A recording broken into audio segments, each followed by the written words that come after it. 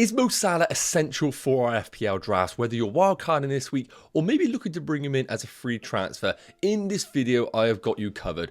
I'll be revealing a wildcard draft with Mo Salah in it, and we'll also be talking about the best entry point to buy Mo Salah at, because I don't necessarily know if this week is the best possible time. So if you are new around here, please do consider smashing that subscribe button. We're aiming for 10k before the game week 5 deadline, and of course if you could drop a like on the video, it would be massively appreciated. So without further ado, let's get into today's video. Okay, so first up, we need to talk about Mo Salah himself and how is he actually getting on so far this season, because historically he has just been the GOAT of FPL midfielders. But I think the general assumption has been that at 12.5 million, it's getting even harder to justify him as an FPL option because there are so many fantastic value midfielders in the game. So looking at his underlying numbers right now, he's second best for expected goals per 90 at 0.71. Now it's worth noting there are actually somebody like a Dan Juma who's ahead of him for XG per 90, but I'm kind of looking at only the players that have played the substantial minutes over the opening 4 game weeks because I want to take as much sample size as I possibly can because it's small enough as it is.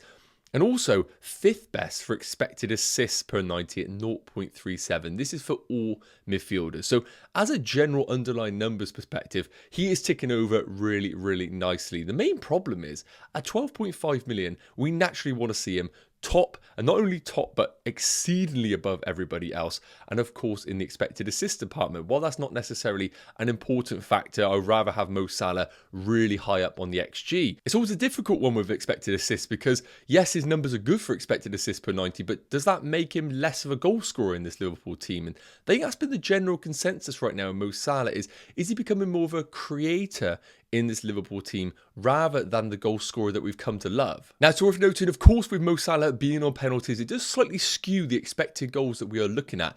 And his expected goals per 90 non-penalty is actually 0.51. So it does drop it down by 0.2. But again, I don't really care about that because end of the day, you're buying an FPL option because he's a penalty taker. That isn't a negative thing at all. So Mo Salah is ticking over nicely. But the problem is there are midfielders in the game like Bruno Fernandes, for example, who are performing better than him at a significantly cheaper price. Now, not better from an outcome perspective, but better from an underlying points perspective. But still, numbers are good. Now, the big thing about Mo Salah is, do we want to invest now or maybe later down the line? Now, I'm going to pop up the fixtures for him in the opening in the next 4 game weeks. So we can see game week 5 away against Wolves, West Ham at home in 6, Tottenham away in 7, and Brighton away in 8. So from an entry point perspective, for those that are wildcarding right now, it's not necessarily the best time. I think there are definitely better fixtures later down the line for him. But if you're looking at him, maybe I need to get him in regardless, and I'm wildcarding in my teams. Now, I think bringing him in now, these fixtures shouldn't phase you. I think Wolves away is a favourable fixture nonetheless. And West Ham at home, yes, they have put up good performances against the likes of Brighton that we know of. But I still think there are opportunities for Liverpool. And from an attacking outfit perspective, they are still one of the best around. Then Spurs away and Brighton away, both teams defensively very frail. I would expect Liverpool to do well in those games. Even if they don't get a positive result, I expect goals in those fixtures. However, if you're one of those managers that aren't wildcarding right now and are simply looking to squeeze them in from a free transfer perspective, I'm just going to pop up game week 9 and beyond for you, because this is where the fixtures become undeniably impossible to ignore Mo Salah. Everton at home, Forest at home, Luton away, Brentford at home. Honestly, I do not see a world where we go without Mo Salah over this period. Now, for a lot of FPL managers, of course, between game weeks 8 and 9, it is an international break. And that is going to be a popular time for a lot of managers to be wildcarding. And then it's an easy entry point to bring in Mo Salah. The reason why I like game week 9 onwards is because 1, the fixtures are fantastic, but 2, it gives us a little bit of breathing space over the next 4 game weeks to maybe save ourselves 2 free transfers if you are not going to wildcard to start to squeeze them into your team, because we need to not beat around the bush here. 12.5 million, it is very hard for you to restructure your team, maybe bringing up a Rashford into a Mo Salah. You're going to have to find 3 million, 3.5 million elsewhere to enable that transfer. So the reason why I prefer a game week 9 entry point for Mo Salah, it just gives you a little bit of period to start to slightly restructure your team if you're not wildcarding over that period and get it into a position where you like it. So for me, Game week 9 is the entry point for Mo Salah. But if you're wildcarding right now, I definitely think Mo Salah is a consideration because I don't see managers who aren't wildcarding buying him in their teams. So the big question is, does he justify the price tag? And my answer right now is going to be no. I think it is no, the answer to this. 12.5 million, it's a lot of money. And when we're seeing the likes of Son playing as a forward, we're seeing numbers from Fernandes and Maddison as creators putting up decent numbers. I think we could build a midfield without Mo Salah in it for the time being until we get to game week 9. But that's not to say we can't build a wildcard team with Mo Salah in it, because I have got the ultimate Game Week 5 wildcard draft that includes Mo Salah. So to kick off this Salah wildcard draft, we've got Leno and Areola between the sticks. I like the potential of maybe going for Pope and Areola and just simply playing Pope week in, week out. But when we could pick up these two goalkeepers at these price ranges with the fixtures that we can rotate them, and I'll put them on the screens here, I think it is a very difficult goalkeeper combination to ignore. Now, I know those out there who maybe went for the Turner Pickford combination have been burnt by rotating goalkeepers. I am one of those myself.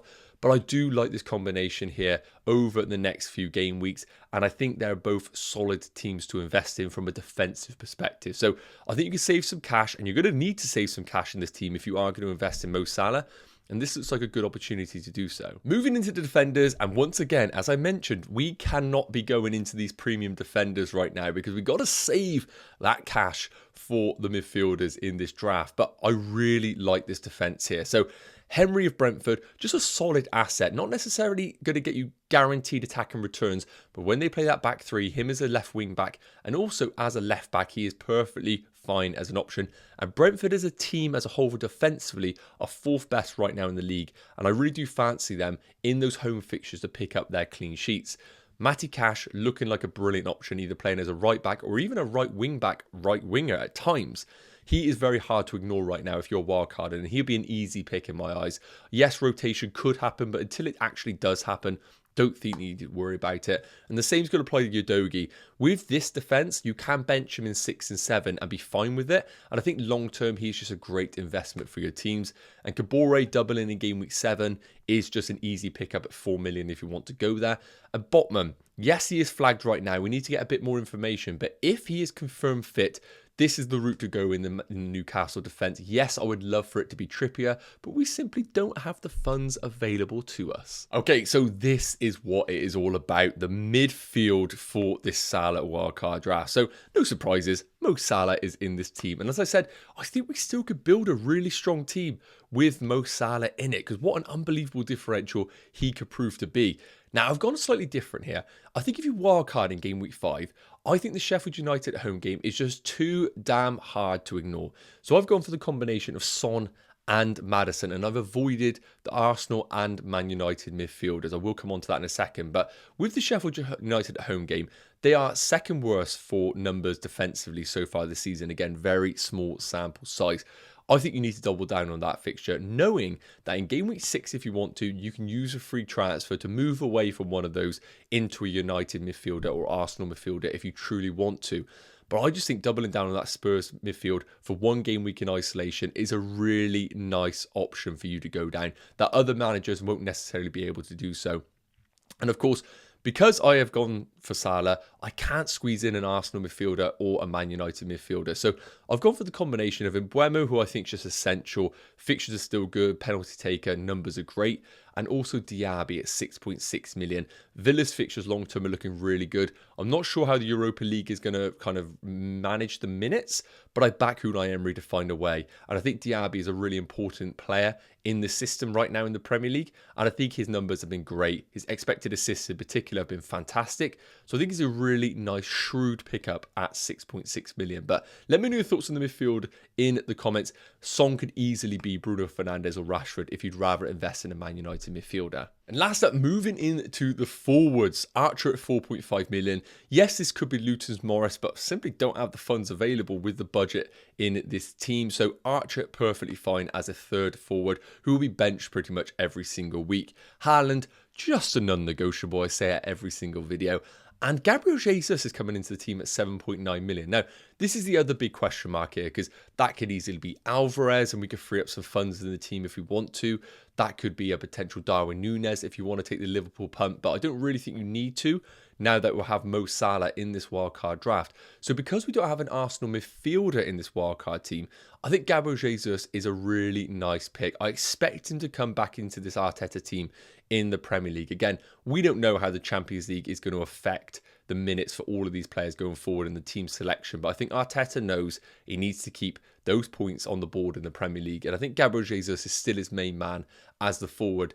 And what we saw last season in numbers, he averaged about 0.65 XG per 90. If he can continue those sorts of numbers at 7.9 million, he's an unbelievable pickup, because we need to remember, before the preseason injury, he was in like 80% of teams. So I think he's going to start to see his ownership really rise. And right now it's only 2% ownership. So what an amazing differential to go against those managers that maybe have a Saka or an Odegaard in their team. So that's how the team's looking. I think this is a really well-balanced squad. We can't invest big in the defence, but realistically, I don't like a lot of the big defenders right now. We could pick up the attacking fullbacks in each of their teams. Midfield looks strong. You could go for a Man United midfielder. And the forwards look pretty obvious, to be honest with you. I couldn't really guarantee the minutes for Alvarez over the coming game weeks because of the introduction of the Champions League. But let me know your thoughts in the comments. I think it's like a general conclusion on the Mo Salah draft. I still think it's a little bit early to go for Mo Salah just because there are so many other fantastic midfielders that we've avoided in this team. No Saka, no Man United midfielders, for example. But if you want to get ahead of the curve, because as I discussed, everybody's going to have Mo Salah come game week 9. I like that as a differential pick for the next 4 game weeks. Yes, guys, okay, so that's going to wrap up today's video. Thank you so much for tuning in. If you are interested in my game week 5 transfer plans, make sure you do check it out. Video is here. And that just leaves me to say, make sure you do drop a like on the video. We're in for 200. If you can, smash that subscribe button. That would be amazing. And I'll see you guys in the next one. Take care. Cheers.